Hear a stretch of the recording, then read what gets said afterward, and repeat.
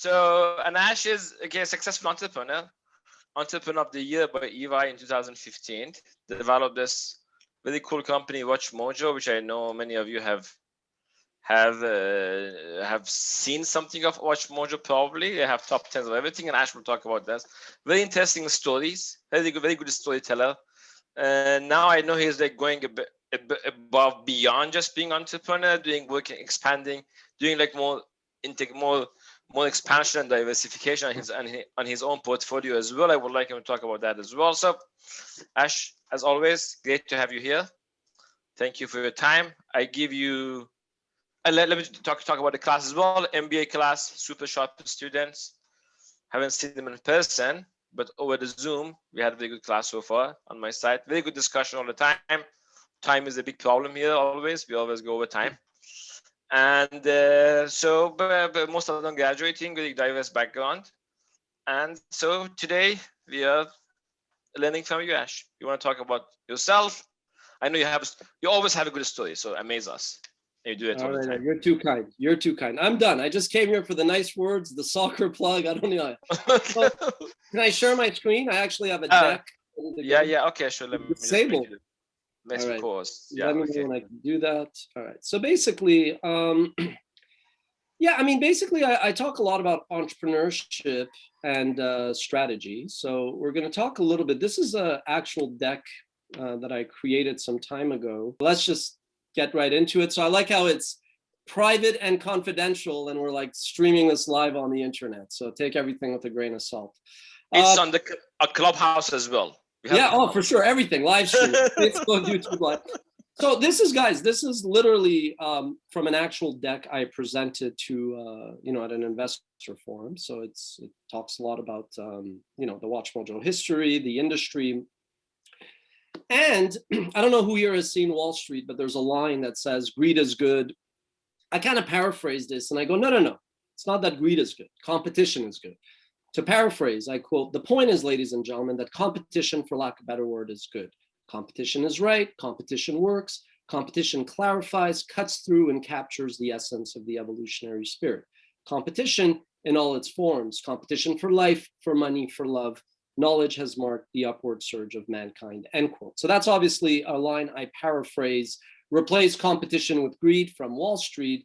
And so I don't know how many of you know Jack Welch. Jack Welch, God rest his soul, passed away recently. In the old century, he was picked by Fortune magazine to be the manager of the century. He was really well known and widely quoted for saying that unless you're number one or number two in a market, you might as well get the hell out, and I'll explain why. What I found more interesting when I read his biography straight from the gut was his emphasis on two things: people and competition, which is really critical if you want to win. Ehsan was talking about soccer.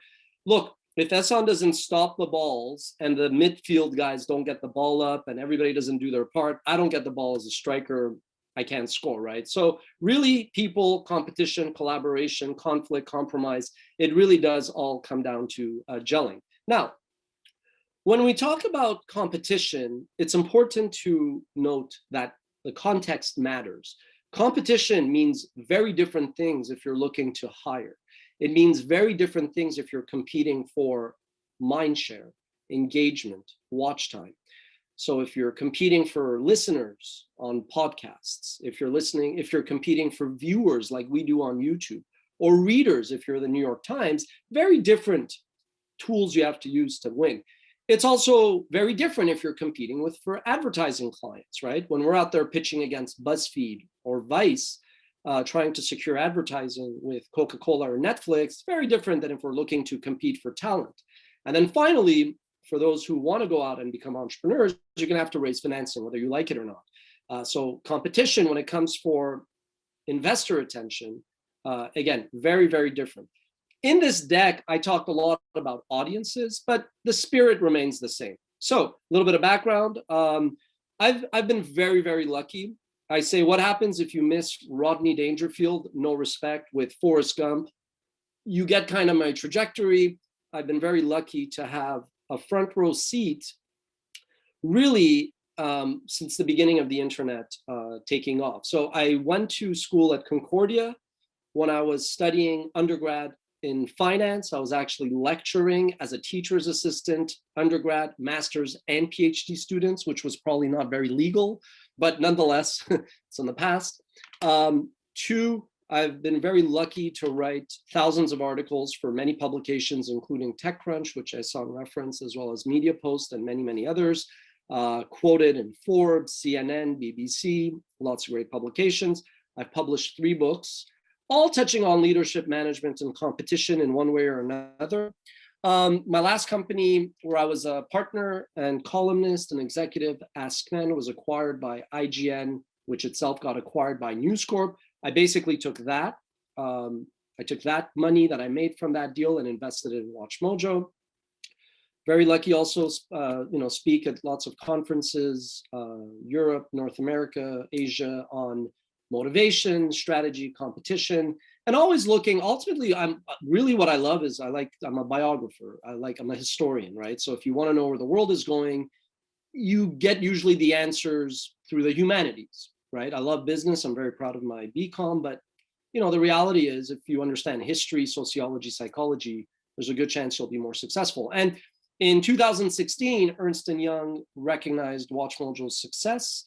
It's packaged as an individual award to the entrepreneur, but I assure you it's a team award that recognizes financial prowess and operational excellence. Won the Media and Entertainment Award, which is the same award that Guy Laliberté, founder of Cirque du Soleil, won a decade before.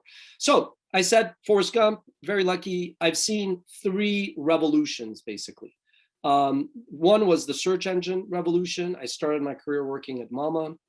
It was a search engine. Search, obviously, very important today. I don't need to tell you that, all about discovery and recovery of content. I also spent 5 years in online publishing at AskMen, learned a lot about partnerships.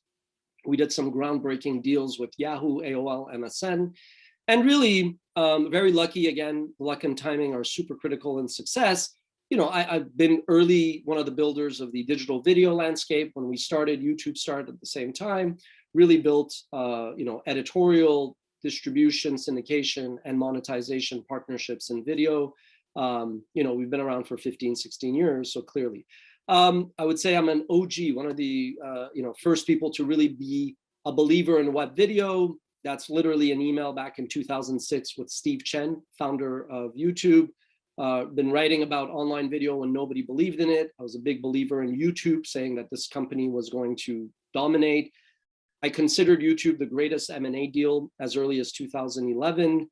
And very proud when VidCon, which is now owned by Viacom, owner of MTV, VH1, Nickelodeon, when they wanted somebody to come at VidCon and speak about the history of YouTube on VidCon and YouTube's 15-year anniversary, I guess they were crazy enough to ask me to come and speak, and that's me wearing a Montreal Expos t-shirt in Anaheim in 2019, which feels like 50 years ago. So let's talk a little bit about the history of web video and YouTube. So, it's important when you're in anything that balance is key. If you're going to be a storyteller and you're going to be in the production of content, you have to take into account the distribution reality. There's a yin yang there. So in 2005, when I thought of WatchMojo, distribution meant putting your content, whether it was articles or videos, on web portals like AOL, Yahoo, or MSN.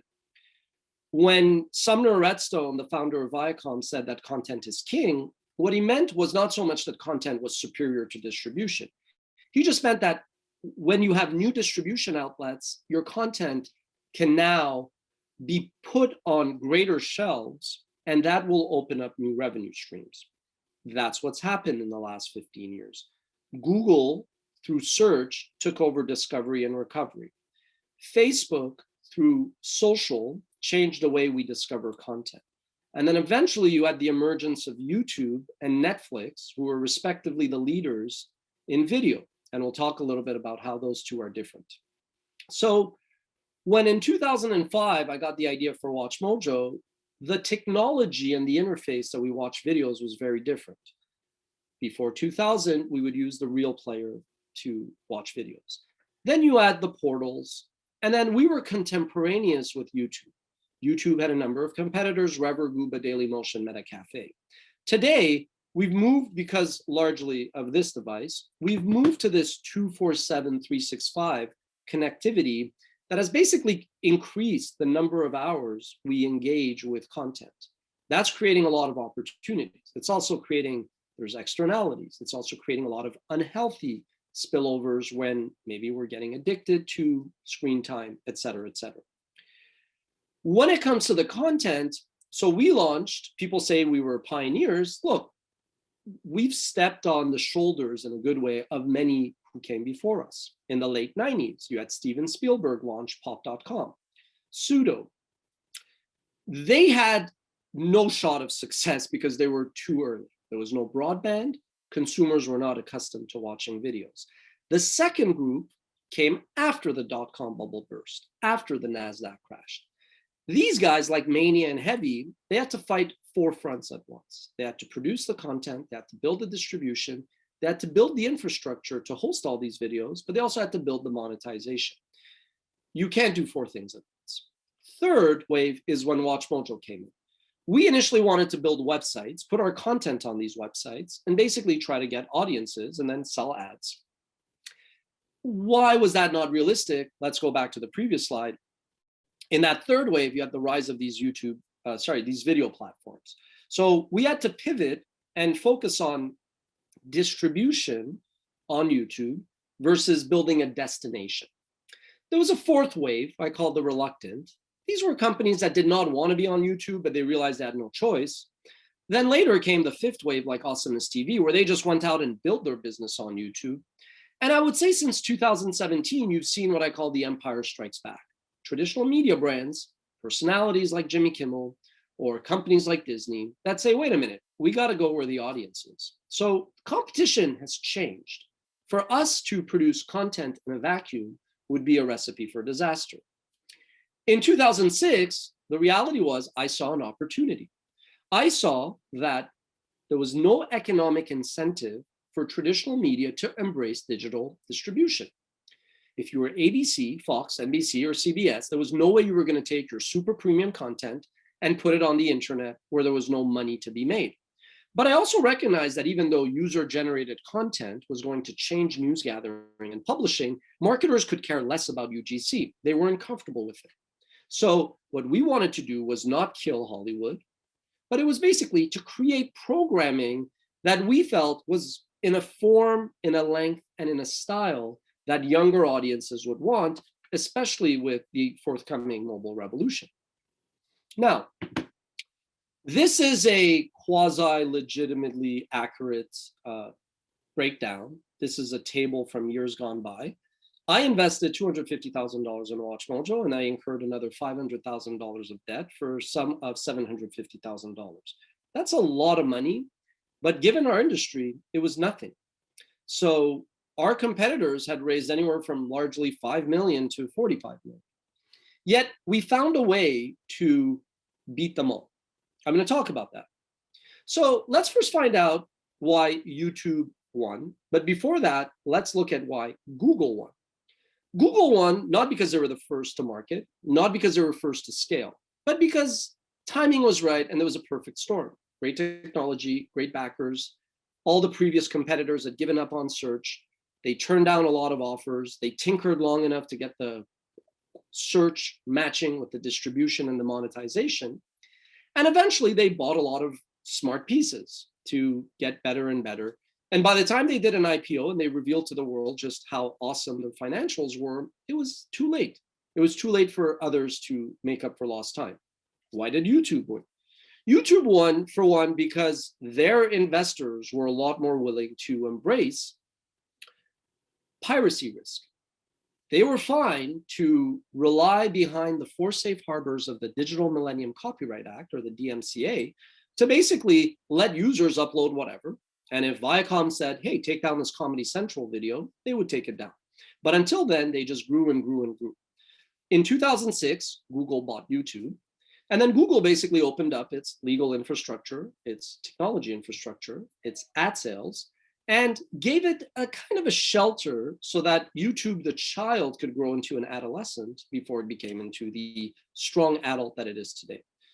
So moving on YouTube, There's been a lot of different content genres over the years. Started off with piracy.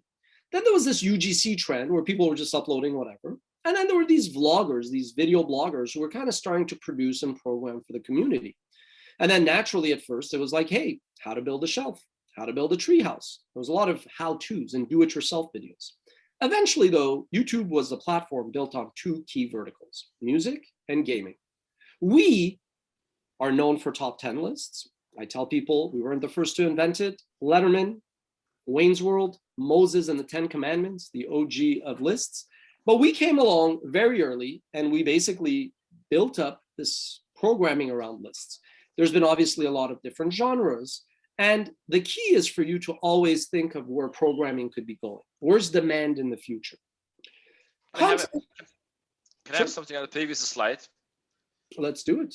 I still love that Charlie bit my finger thing. I still watch it. Classic. That's Classic. The vintage. All right. Content could always be broken into a formula. Nobody wants to admit that content is a formula. The greatest book is a formula. The greatest movie is a formula. So in our vernacular, we look at categories: entertainment, health, business, style. Are you using clips? Is it hosted? What's the format? Is it a Q&A? Is it a list? What's the genre? Is it scripted, unscripted? And what's the length? Is it a 20-minute show? Is it a 2-minute video? And then content formats. We're all effectively always inspiring ourselves as storytellers from previous storytellers.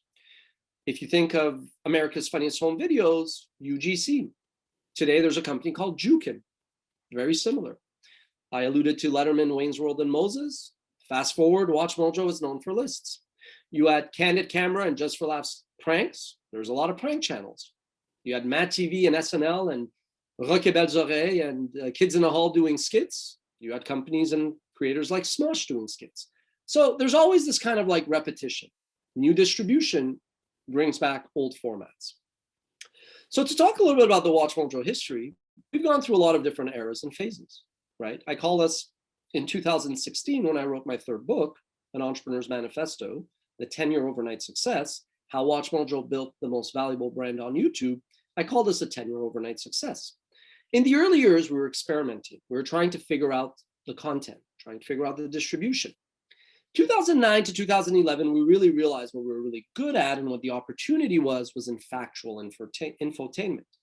2012 to 2016, we recognized, if you've heard venture capitalists talk about product market fit, I allude to it as platform format fit. In other words, top 10 lists, entertainment on YouTube. Then we grew like crazy.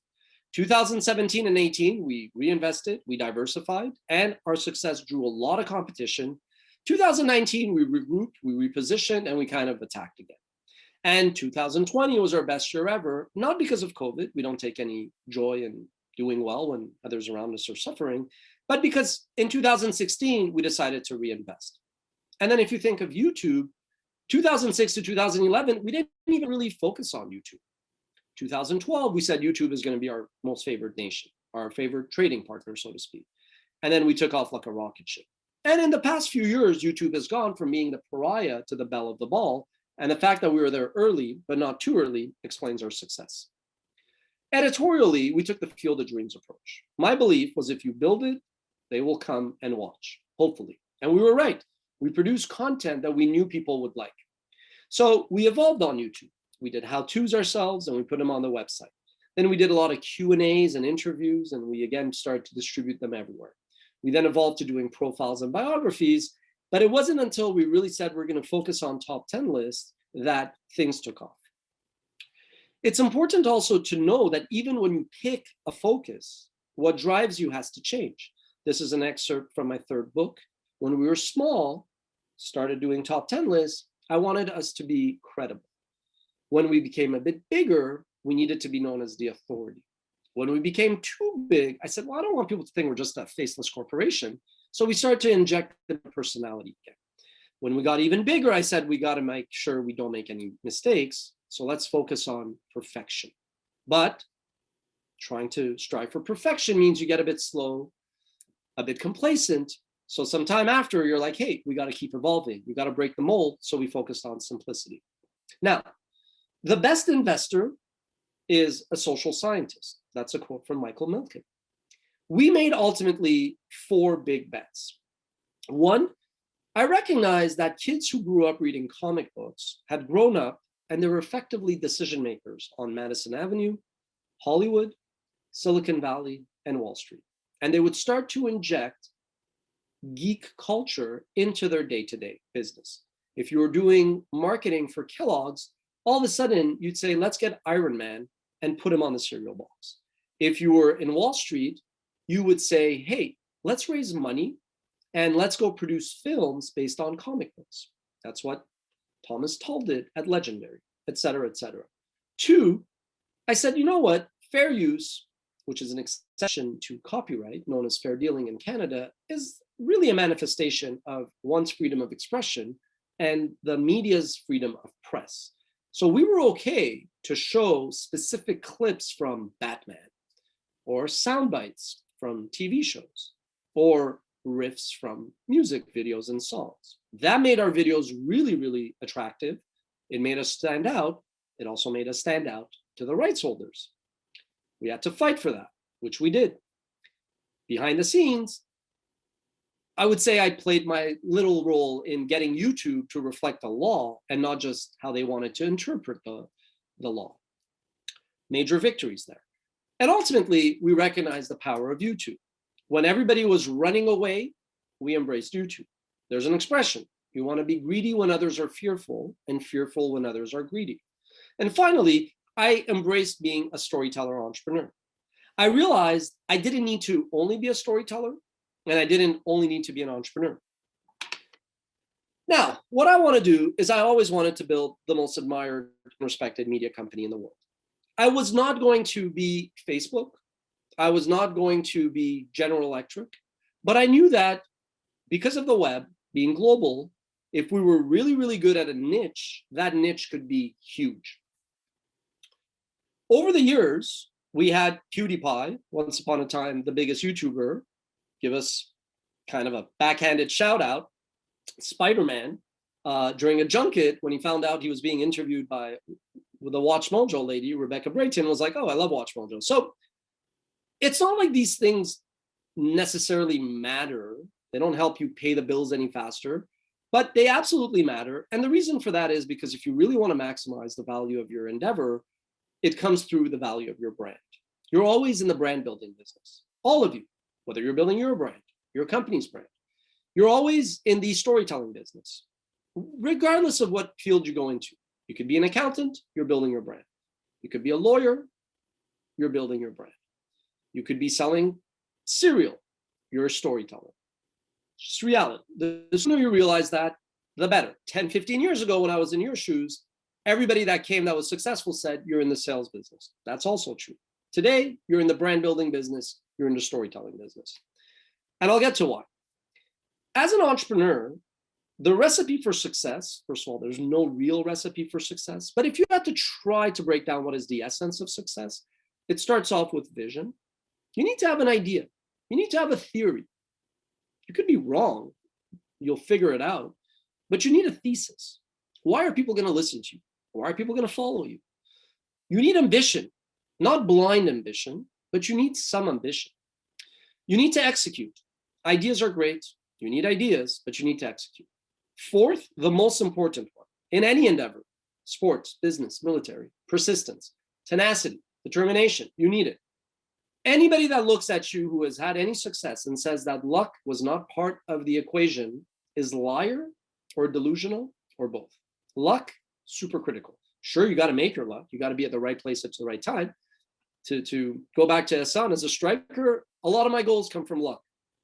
Being at the right place at the right time, but also all the rest. You also need focus. But I like how I put vision twice, by the way. But in any case, you need such good vision that you see things twice. I'm kidding. But you also need focus. Focus is a tricky one. If you focus too soon, you miss out on the bigger opportunity. If in 2006, I would have focused on the first thing that we had some traction in, I wouldn't be sitting here. So focus only comes into your vision when you know it's the time to focus. And then what I added last year when COVID hit, resiliency. not just physical and mental, thick skin, temperament. You have to be a masochist. Entrepreneurs, we're masochists. Executives, sadists. Trust me. Paradox of competition. Success, I swear, is less what you say and do. It's more the discipline to not say and not do what you want to say and do. It's really easy to tell people off. Sometimes you just have to bite your tongue or pick a better time. Human beings are all driven by insecurities. There are good insecurities and bad insecurities. There are conscious and subconscious. There are good and bad, healthy and unhealthy. We all have them. The sooner you recognize them, the better. We're always walking the fine line between good and evil. We're managing greed and fear. Not literally evil, I'm going to kill somebody, but evil like maybe no longer caring about others. Things like that. And you're balancing it. Some people are really good at balancing that. I could go on and on, but the more you get into your mind that psychology, history, sociology, anthropology is really, really critical to your success, the more you will be successful. There's good forms of competition, right? This is a quote from one of my former competitors, the CEO of Next New Networks. He wrote the recommendation of my book. You got to be diplomatic, right? You can't telegraph your inner assassin. I am extremely competitive, but I was always super fair play on the pitch. Don't cheat, don't lie, don't give others an incentive to want to take you out. You have to fire up the right troops. It's really easy, especially now in entrepreneurship where there's so much more funding, for people to brag, for people to get premature celebration. Nonsense. It's good to stay modest, not false modesty. But the last thing you want to do is to give your competition a reason to want to come and just kick you in the shin. And they will do that, right? So you want to be careful. Managing your emotions, super key. You also don't want to follow the institutional imperative, herd mentality. Nobody believed in YouTube. I was one of the few people in the industry that kept saying YouTube is the future. You may not like YouTube. You may not like that Google owns it, but if you're not on YouTube, you're not in the media business. You also don't want to be chasing current opportunities. If you decide to leave this classroom and go into business as an entrepreneur, the last thing you want to do is pick a business that is hot today. Clubhouse, in the news. Let me start it. Bad idea. You want to be asking yourself, where am I going to be in a year or two? Where's the industry going to be in 3 years? And you want to hatch a plan for that. Why? It's the paradox of scale. Things that scale quickly are usually not sustainable. And things that are sustainable, they don't scale quickly. Another Warren Buffett line, you can't take 9 women, put them in a room and say, let's have a baby in a month. I talked about good and evil, balance. There's fundamentally a constant struggle in your mind, in your soul, between greed and fear, right? In my business, everybody, even those who were crazy enough to produce content, were producing all this random type of content. In the content business, you have to create the right programming, which is somewhat differentiated. It's got strong intellectual property. It's focused on a brand.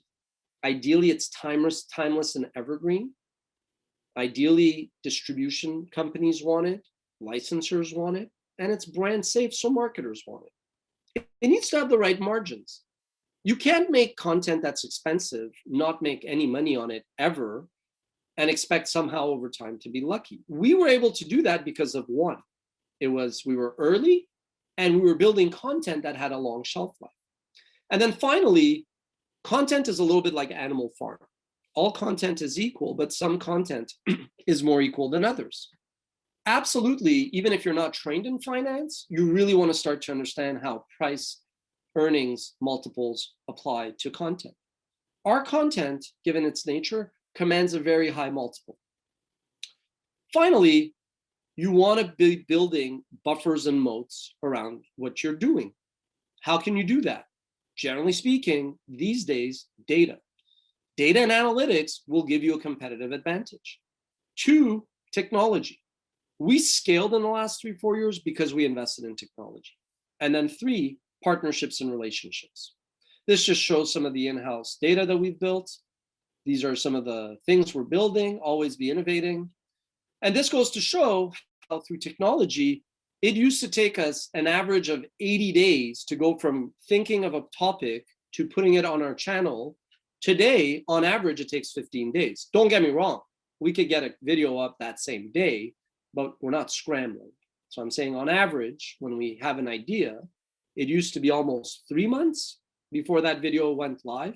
Today, on average, it's 2 weeks. Again, average. Most of the time, it's a few days. So what we did over time is we built up all these different barriers to entry, right? We had a production ecosystem consisting of freelancers, full-timers. We built a deep catalog of content. We have 20,000 videos in our catalog. Good luck recreating that. It says 38 because that includes international. We have broad distribution and reach. We have 50 channels on YouTube alone. We have 41 million subscribers on YouTube. Google preferred, basically that just means having content that marketers like. SEO, discovery, understanding platforms. If you just want to be a storyteller and you don't understand the business side of it, nobody will find your content. And then finally, you got to engage with the community. And in fact, nowadays, of the 3 C's of the internet, content, commerce, and community, start off with the content, but you got to have in mind a community you want to serve. Then you build up that community, and then eventually you add commerce. So let's talk a little bit about growth. The challenge in media has forever been this lack of platform format fit. ESPN was ultimately, frankly, just a sports-only cable station. Wall Street Journal, printed newspaper. Time, a magazine. TED Talks, in-person events. HuffPo, online magazine covering politics. PewDiePie, a YouTube show with like a somewhat comedian-like gamer. It's not enough. He actually did have a sense of humor. WatchMojo, top 10 list for YouTube, right? So if you go in the content business, you got to find platform format fit. Now, we've been able to take the success of WatchMojo and iterate and offer something to the female demographic with Miss Mojo. We were able to take what we do and adapt it a little bit for another platform, Snap. We were able to localize it and dub or subtitle in Spanish for WatchMojo Español. So innovation can come through slight tinkering, or it could come not just from it being iterative, but a bit more evolutionary. Maybe you invest in technology, or a bit more revolutionary. Maybe WatchMojo goes into feature films. Maybe we get into live events. So innovator's dilemma is not something that just happens to traditional corporations. Everybody goes through innovator's dilemma, including startups, right? And that's where you don't just innovate internally, but maybe you look at M&A. So WatchMojo today, moving from just platform format fit, Ehsan mentioned my investment efforts through Granicus Group, which is really just finding others who are nailing that product service for a given platform. So where's the world going? YouTube and Netflix won the SVOD and AVOD race. Netflix, tremendously evolutionary. But it's evolutionary because it effectively took the same kind of content, 22-minute shows, 48-minute shows, 90-minute feature films, and it just brought it into your home, bringing a convenience to watch what you want, to stream when you want. But it didn't really change the content we watch, right? YouTube, revolutionary. Why? It changed the definition of premium programming. It changed the definition of what a celebrity is. It did not only put the remote control in your hand to choose what you want to watch in terms of programming, but it also gave you the power to choose what you want to watch in terms of the ads. YouTube's skippable ad format, TrueView, was groundbreaking because it choked off the competition who desperately needed ad revenue. YouTube, because of Google's financial prowess, could say, hey, marketing community, you just pay for the ads that the users watch. It forced everybody's hand to offer the same thing, and it hurt everybody else. So YouTube, far more revolutionary in my humble opinion. When I started the business, I alluded to this pyramid. At the end of 2019, I was working on an article, and I said the world has changed, and this was pre-COVID. I said we've gone from this new world order in 2016 to this brave new world where on one side, you have companies that own content catalogs. So think of Viacom Paramount, think of Comedy Central. On the other side, you have platforms with audience. Think of YouTube, Twitch, TikTok, Snap. These companies need content.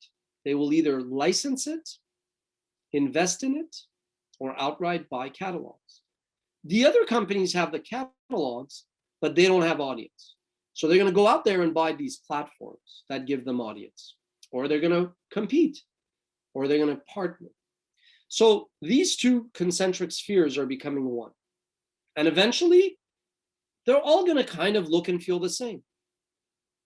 Maybe some of them got content through licensing. Maybe others got content through acquisition.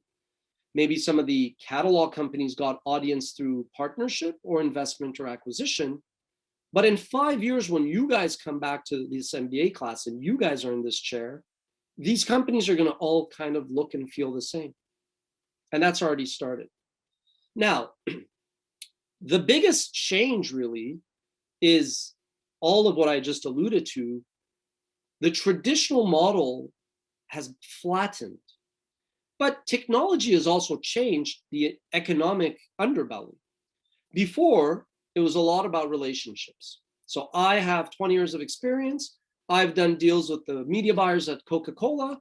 I'm now launching a new publication. I'm going to call them and say, hey, I'm launching a new publication. We go way back. Why don't you give me a couple $100,000 and I'll put your logos all over the place. That's over. Relationships and Rolodex have made way for programmatic ad buying. What is programmatic? Programmatic is simply targeting of audiences, media planning, and media buying through technology. So I say I want to reach men 18 to 24 who have streamed content in the last month.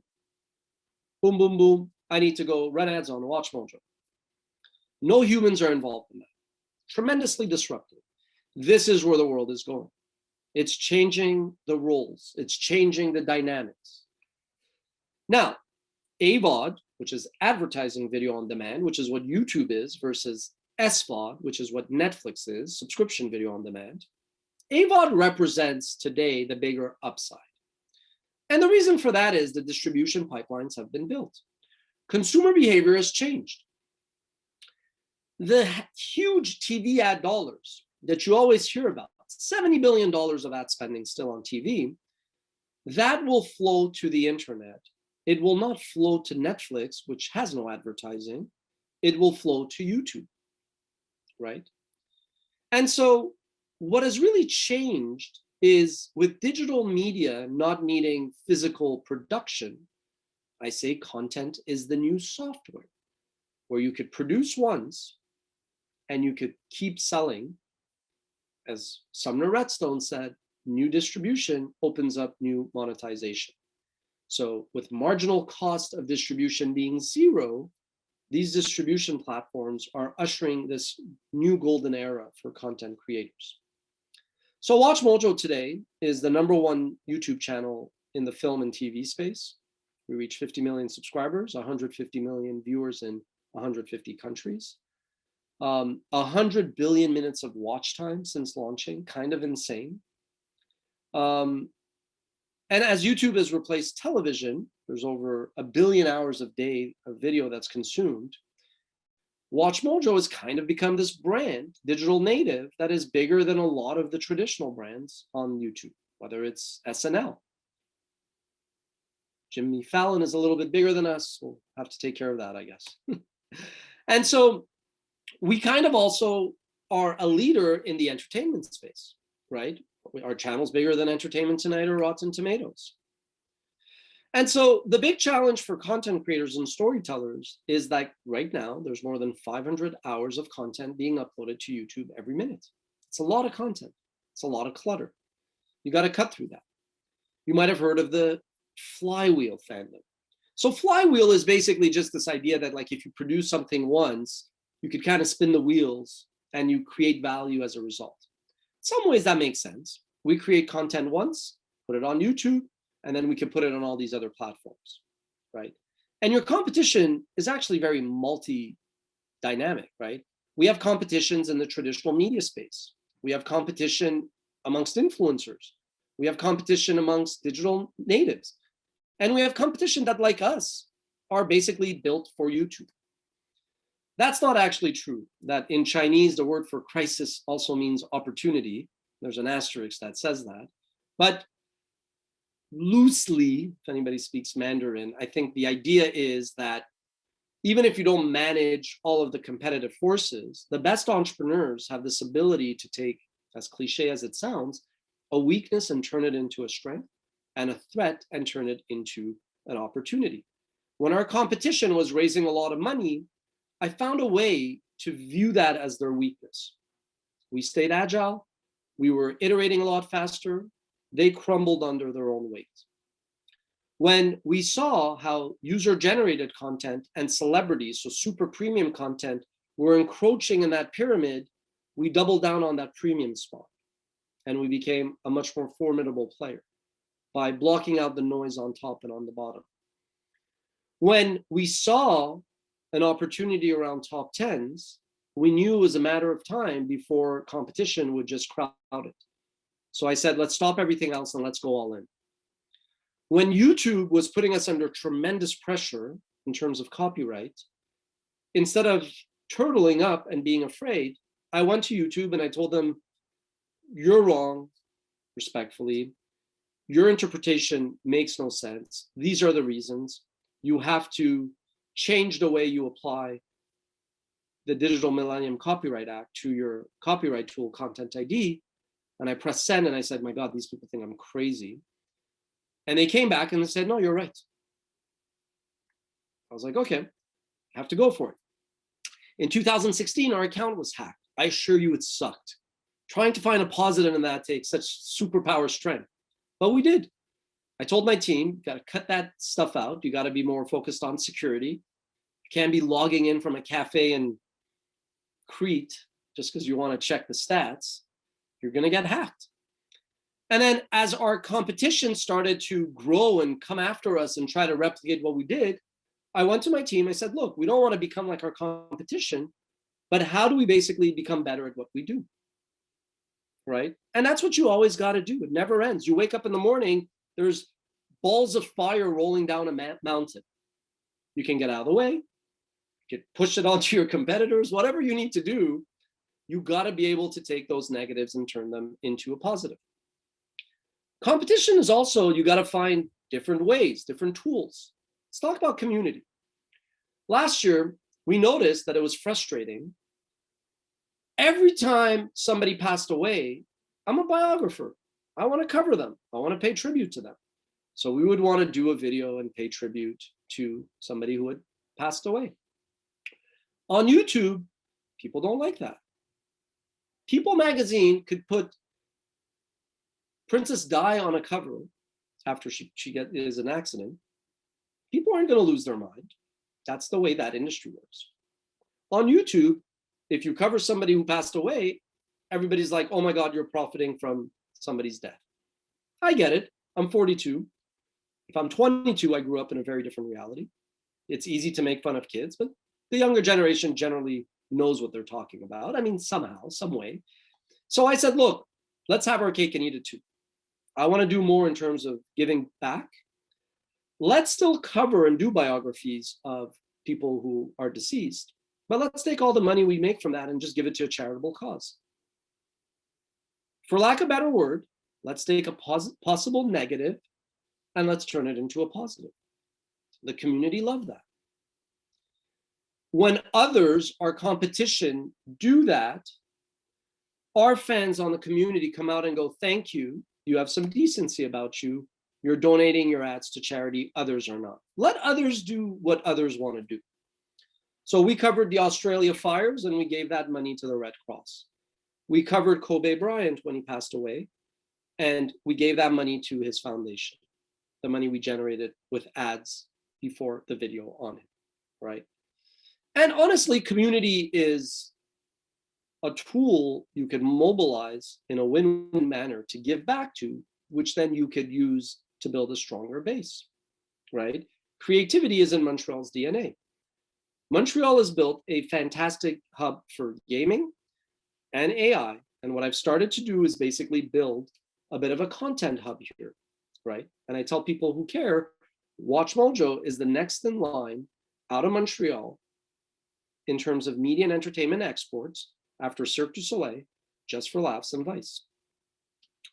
And through an initiative called the Academy, we're also basically recruiting more students. And basically, in light of COVID affecting so many people, we started the Open to Work initiative, which isn't even listed here, where we're basically matching people looking for work with projects we have at WatchMojo, as well as other companies who basically want to help the recovery, create jobs for those who have been affected. We're almost done. Some of you may be asking, well, what's the impact of COVID? So COVID is many things. This is a quote from Robert Albitron, who is the president, I believe, or founder of Politico. Quote, COVID has elements of the fear that we felt after 9/11, the financial worry that we experienced in 2008, and the unknown that surrounds a natural disaster like a hurricane or tornado all rolled into one. That's true, right? COVID is a reset. COVID flipped the model. Until then, bigger was better. Core competency versus diversification was looked at very differently, right? So what COVID has done, I feel, is what the 2007 recession did to print. In 2007, when Lehman blew up and Bear Stearns shut down and the economy basically underwent the Great Recession, print lost whatever little bit of resiliency it had left. You see that. And so in 2019, mobile and the internet had already overtaken TV, but the ad dollars were still in TV. And I feel what is going to happen now with the lack of live sports and the lack of production is all that money that was still in TV will flow faster to the internet. And so ultimately, that is the key. There's always going to be bad things that happen. Some are in your control, some are not. Everybody gets affected when there's bad news. Some people get affected dramatically, quickly, suddenly. Other people feel ripple effects. But everybody has an opportunity to reposition themselves, reinvent themselves, right? So to conclude, the only constant is change and competition. And of course, people's obsessions with top 10 lists. That's it. Thank you.